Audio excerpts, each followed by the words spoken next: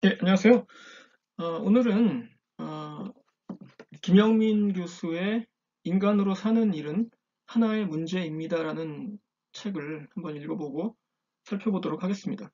정치적 동물의 길이라는 부제가 붙어 있고요. 이 책은 김영민 저자가 2021년 가을에 출간한 에세이집입니다. 이분이 서울대 정치학과 교수신데 어, 재미있는 그 사실이 많아요. 이분에 대해서는. 이분이 전공은 중국 사상사를 전공했는데, 예, 그래서 미국에서 교수 생활을 하시다가 이제 돌아왔고요. 그 전에 이분이 영화 평론을, 예, 신춘문예에 당선시킨 적이 있습니다. 그래서 영화 평론가이기도 하죠. 비공식적으로. 어, 그래서 이분이 쓴 책이 예전에 그 아침에는 죽음을 생각하는 것이 좋다라든가, 뭐, 더 최근에 공부란 무엇인가 이런 책들을 썼는데, 이분이 쓴 책들이 재밌어요, 굉장히. 예, 그리고 굉장히 좀 웃깁니다, 어떤 때는. 심지어는 좀 약간 드립이다 싶을 정도의 예, 그런 그 웃기는 대목도 많고, 뭐, 그 유명한 부분이 있죠. 뭐, 이제 추석날, 명절 때 친척들이랑 모였는데, 친척 어르신들이 자꾸 이렇게 괴롭히는 거예요. 공부는 잘하니, 뭐, 취직은 됐니, 장가는 언제 가니, 이럴 때, 예, 그렇게 물어보면은 그걸 이제 퇴치할 수 있는 방법을 제시한 적이 있습니다, 이분이. 그 책에서 뭐라고 했냐면 공부는 잘하니 그러면 공부란 무엇인가 이렇게 되물으라고 그러고 예, 결혼은 무엇인가 이렇게 되묻고 뭐 하여튼 그런 식으로 재미있게 글을 쓰시는 분이에요. 그래서 이분이 이제 이번에 낸 책을 저도 한번 읽어봤는데 음, 글쎄요, 뭐 제 소감은 일단 이분이 쓴 책은 예, 재밌습니다. 일단 지겹지가 않아요. 읽을 때 지겹지가 않고 또 뭐 정치 사상사를 전공한 뭐 학자니까 굉장히 그 독서량도 많고 그래서 동서고금의 여러 가지 그 고사라든가 고전이라든가 이런 명저들을 잘 이용해서 이야기를 풀어나갑니다. 그리고 이 특유의 이분의 문체, 약간 그 짧으면서 툭툭 던지는 듯한 약간 시니컬하면서 좀 웃기는 문체가 있어요. 특유의 문체가 있는데 그래서 이게 그 독자층을 좀 확보를 하고 있는 것 같습니다. 대중 작가로서 굉장히 그 능력이 있는 분이에요. 근데 이제 다만 제가 느끼는 것은 처음에 읽었을 때 그런 신선하고 좀 기발한 맛 이런 거는 이제 두 번째, 세 번째가 되면서 조금 예, 줄어든 것 같은 느낌이 들어요. 어쨌든 뭐 이번 책도 재밌게 읽었는데 이번 책은 이제 이분이 그 전공이 정치학이니까 정치에 관한 것을 많이 썼어요. 예, 보시면은 아리스토텔레스의 정치학 이론부터 시작해가지고 뭐 이제 곧 이분이 글을 쓰던 시점에는 이제 대통령 선거 이전이니까 뭐 선거에 관한 이야기, 공동체에 관한 이야기, 한국 사회의 여러 문제점 이런 것들에 대해서 그 특유의 예, 문체로 글을 썼는데 뭐 예, 재밌습니다. 여러분 한번 읽어보실 만하고요. 예, 뭐 저는 추천을 하는 편입니다. 그러나 이제 이분의 그 기존 저서를 읽어보신 분들은 예, 약간 좀 이제 식상하다는 느낌이 들기 시작할지도 모르겠어요. 뭐 그건 이제 제 생각인데 예, 여러분들이 한번 판단해 보시고 어, 그러시면 될 것 같습니다. 예. 어, 그게 이제 제 소감이었고요. 그래서 오늘 이제 제가 이 책에서 읽을 부분은 제가 가지고 있는 판은 이제 초판 4쇄 예, 4쇄로서 2021년 12월 13일 예, 발행한 건데 그 중에 285페이지부터 있는 새로운 사회 계약을 찾아서 사회 계약 예, 이 부분을 한번 읽어보도록 하겠습니다. 예. 서울은 모든 욕망의 집결지입니다. 아시겠습니까? 서울 1964년 겨울에서 김승옥이 이렇게 말한 지 반세기가 넘게 지났다. 2020년 강남은 모든 욕망의 집결지다. 불태울 욕망이 남은 현대 한국인은 대개 그곳으로 가고 싶어 한다. 현대 한국은 폐허에서 시작했다. 1950년 한국 전쟁 당시 미8군 사령관으로 부임한 매슈 리지웨이는 인분 냄새만이 진동하는 이 나라에 내가 왜 왔는지 이해할 수 없다라고 말한 적이 있다. 지난 반세기 동안 한국은 인분 냄새를 참아가며 모욕적 언사를 참아가며 비약적으로 발전했다. 냉전의 전선을 앞에 둔 국가로서 자본주의 성공을 증명해야 하는 천병으로서 나락으로 떨어지지 않겠다는 결기를 가진 국민으로서 자본주의 대국의 하천국 노동자로서 독재 치하임에도 불구하고 혹은 독재 치하였기에 눈이 부셔 앞을 볼 수 없는 성장을 거듭했다. 그리하여 세계 경제 순위 12위권의 경제 대국이 되었다. 그 경제 대국이 도달한 지점은 일종의 번아웃 상태다. 사람들은 지쳤고 싫은 것은 도대체 더 할 수 없다. 현 지점에 오기까지 정말 말 그대로 미치거나 죽을 뻔했기 때문이다. 이제 종신고용을 거부하는 직장의 소모품으로 살다가 부실한 사회 안전망 속으로 버려지고 싶지 않다. 개처럼 일하며 인생을 살다가 사라진 전 세대처럼 되고 싶은 생각이 이제는 없다. 다수를 참고 견디게 했던 비약적인 경제 성장이 더 이상 가능하지 않다.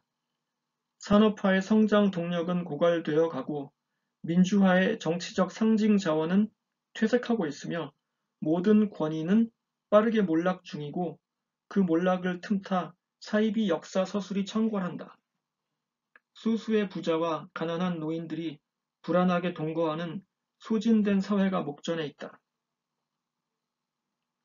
아직 힘이 남은 사람은 나락으로 떨어지지 않기 위해 강남으로 간다. 그곳에는 지친 몸이 지대를 추구하며 누울 수 있는 마지막 기회가 있다. 옛 한양에서 과거 시험이라는 한국인의 푸닥거리가 벌어졌듯이 강남에서는 대학 입시 준비라는 푸닥거리가 벌어진다. 강남에는 대학 입시에 최적화된 학교들이 모여 있기에 자신의 후손에게 사회적 자산을 대물림해줄 기회를 잡을 수 있다. 사람들은 모두 불평등하게 기울어진 운동장 위로 태어나지만 산다는 것은 삶을 당하는 일이지만 일시에 함께 치르는 대학 입시를 통해 사회적 삶은 공정성과 합리성이라는 신화를 얻는다. 이 욕망의 레이스에서 성공한 소수의 사람들은 자신의 계급을 유지하거나 상승하는 데 필수적인 자원을 얻는다. 이제 지대를 추구할 수 있다. 원하기만 한다면. 그 중에 많은 이들이 선망하는 미국의 명문 대학에 자식들을 연이어 합격시킨 부모가 있다. 그들은 이제 강남의 아파트를 세놓고 자랑스러운 자식과 함께 도미한다. 미국에 도착한 자식들은 꿈에도 그리던 미국의 명문 대학에서 학업을 시작하고 부모들은 명문 대학에 자식을 보낼 수 있는 가정교육에 대해 강연을 하러 다닌다. 2년 뒤 자식들이 부정행위로 적발된 끝에 기숙사에서 투신 자살할 때까지. 김승옥은 서울 1964년 겨울에서 서울에서 방황하는 행인의 입을 빌려 물은 적이 있다. 우리가 거짓말을 하고 있었다고 생각하지 않으십니까? 강남에서는 대학 입시에 이어 아파트 재건축이라는 푸닥거리가 벌어진다. 강남에는 시세 차익을 크게 남길 수 있는 오래된 아파트들이 남아있기에 자신의 계급을 유지하거나 넘어설 수 있는 기회를 거머쥘 수 있다.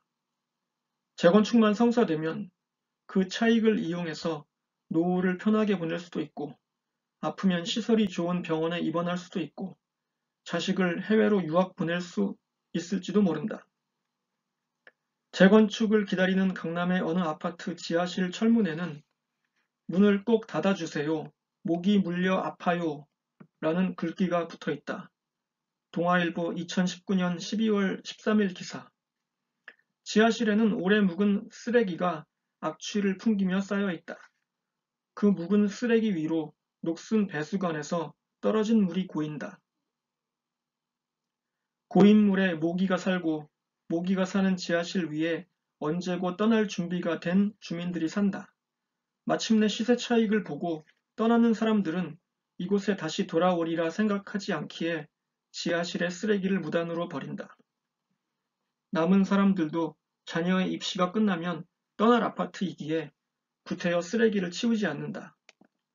어차피 재건축될 아파트라고 생각하기에 집주인들도 거액의 쓰레기 수거 비용을 쓰려 들지 않는다. 집주인들 과반수 이상이 세를 주고 다른 곳에 살기에 정작 집주인 상당수는 쓰레기와 직면하지 않아도 된다. 그렇게 해서 쌓인 쓰레기가 총 2,300톤.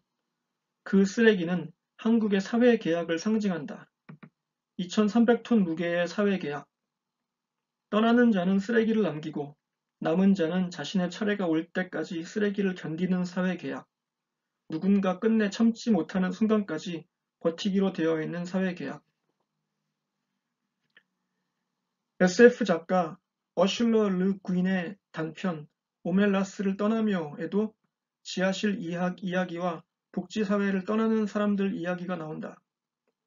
오멜라스라는 이름의 복지사회는 울려 퍼지는 즐거운 종소리가 도시를 휘감고 지나며 달콤한 음악이 되어 들려오는 풍요로운 곳이었다. 그러나 그 복지사회의 지하실에는 한 명의 아이가 박약한 상태로 가두어져 고통을 받고 있다. 이 아이가 고통받는다는 조건 아래 오멜라스의 사람들은 풍요를 누릴 수 있다. 그것이 그들의 풍요와 복지를 지탱하는 사회 계약이기에 그 아이의 처지를 개선해 준다면 나머지 사람들이 누리는 그 행복을 모두 반납해야 한다.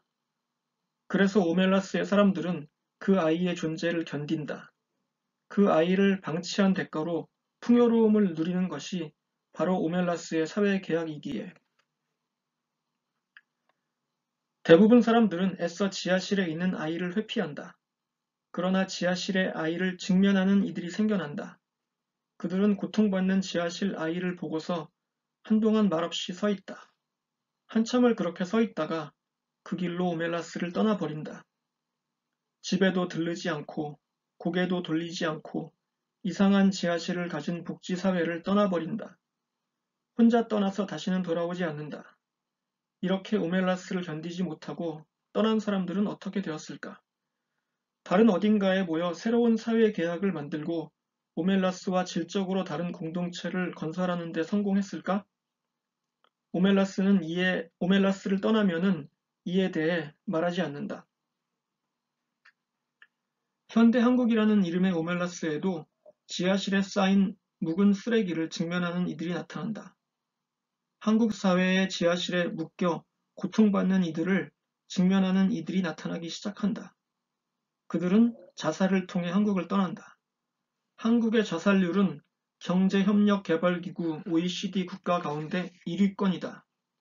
그들은 출산 거부를 통해 한국을 떠난다. 한국은 인구가 늘지 않아 OECD 국가 중에서 인구 감소 속도가 가장 빠르다. 자신이 속한 곳에 미래가 없다고 생각한 순간 마치 이직을 결심하듯이 사람들은 떠난다. 이민을 하거나 자살을 하거나 아이를 낳지 않거나. 시인 신해욱의 표현을 빌리면 이 사회에 태어나 살아간다는 것은 곧 수동태 문장으로 된 자서전을 쓰는 일이다. 수동태 문장으로 하루에 한 줄씩 삶을 당하는 일이다. 타성에 젖은 맹렬한 쾌락에 사로잡히지 않고 능동태 문장으로 된 자서전을 쓸 때 새로운 공동체는 시작될 것이다. 그 새로운 공동체의 사회계약의 내용은 무엇인가? 이것이 21세기의 새로운 10년을 맞는 우리가 던져야 할 질문이다. 이 질문에는 벗어나고 싶은 현재가 주는 참담함이 있다. 우리가 건축한 현대는 부실 건물이었다. 허겁지겁 베껴온 제도들은 컷돌고 있다. 시민이 대거 출연하는데 마침내 실패했다. 자신들이 추구할 공동선을 정교하게 정의하는 데 기어이 실패했다. 우리의 성취는 꼭 성취가 아니었다. 새로운 사회계약은 무엇인가? 미국의 SF 소설가 할런 앨리스는 자신의 작품에 나는 입이 없다. 그리고 나는 비명을 질러야 한다는 제목을 붙인 바 있다. 우리는 대답할 입이 없다. 그리고 우리는 질문해야 한다. 예, 여기까지 김영민 교수의 인간으로 사는 일은 하나의 문제입니다 중에서 한 챕터를 읽어봤습니다. 이 책에 나온 글들은 이렇게 전체가 하나의 주제로 연결되어 있는 건 아니에요. 이게 뭐 아마 이분이 이제 여기저기 그 신문이나 이런 데 연재한 뭐 기고한 그런 글들을 묶은 거일 수도 있고 그래서 뭐 어떻게 된 건지 모르겠습니다만은 전체적인 내용이 약간 통일성은 없습니다. 그래서 뭐 그렇긴 한데 어쨌든 전체적으로 이 책의 큰 주제는 정치 문제예요. 예, 그러니까 이 저자의 그 전공 분야로 들어갔다고 할 수 있죠. 그래서 그 저자의 통찰과 예, 그 재치 이런 것들이 돋보이는 책이라고 할 수 있습니다. 그러니까 전작들을 좋아하셨던 분들은 뭐 역시 예, 큰 뭐 무리 없이 즐기실 수 있을 거라고 생각하고요. 뭐 예, 한번 뭐 읽어보시기 바랍니다. 예. 자, 그래서 오늘은 예, 김영민 교수의 인간으로 사는 일은 하나의 문제입니다. 라는 책을 같이 살펴봤습니다. 예, 다음 시간에 뵙도록 하겠습니다. 감사합니다.